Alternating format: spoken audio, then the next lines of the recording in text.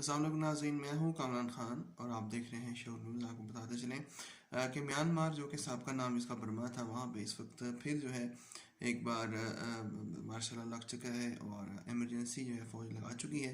Myanmar में आंग सान सूची जो है उन्होंने बहुत दहाइयों बाद जो है हुकूमत हासिल की, डेमोक्रेटिक गवर्नमेंट हासिल की, लेकिन उन्होंने मुसलमानों के ख़िलाफ़ वहाँ पे होने वाले दंगा फसाद पर कोई आवाज़ नहीं उठाई, जिसके बाद आज वहाँ पर फ़ौज ने जो है अमली तौर पर इक़्तिदार संभाल लिया है।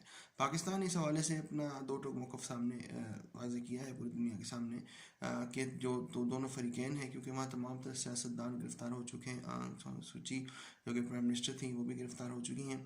इस हवाले से ये कहा जा रहा है कि आर्मी चीफ़ जो है म्यांमार के, उन तक ये तमाम मैसेज पहुँचाए जा रहे हैं कि जमहूरियत को बहाल रखा जाए। उन्होंने नए इंतखाबात का ऐलान करवा दिया है 1 साल बाद। अब देखते हैं कि इतनी बड़ी जिनोसाइड वहाँ मुसलमानों की हुई, अब ये फ़ौज जो है क्या जो है किरदार अदा करती है, किस तरह मुल्क को आगे लेके जाती है।